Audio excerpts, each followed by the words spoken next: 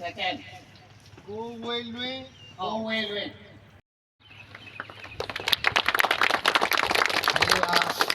ကိုမင်းလေးကျေးဇူးပါအဲ့တော့နောက်ဆုံးအဝတ်ကတယောက်ပြီးစီပါအောင်ဒီဘက်ကဘုံမဲ့ကနေလားစုပေးပေးတယောက်နောက်ဆုံးတယောက်ကဘယ်လိုလဲကိုစွမ်းထက်ဆုံးတယောက်ကကိုစွမ်းထက်အောင်ပြပါတယ် ကိုစွမ်းထက်အောင် အ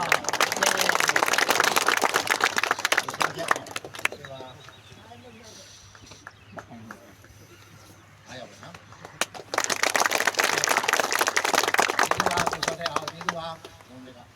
โอเคကျေးဇူးပါအဲ့တော့ဒီနေ့တော့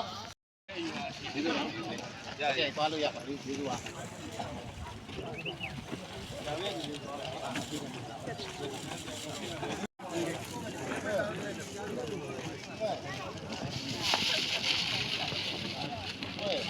对，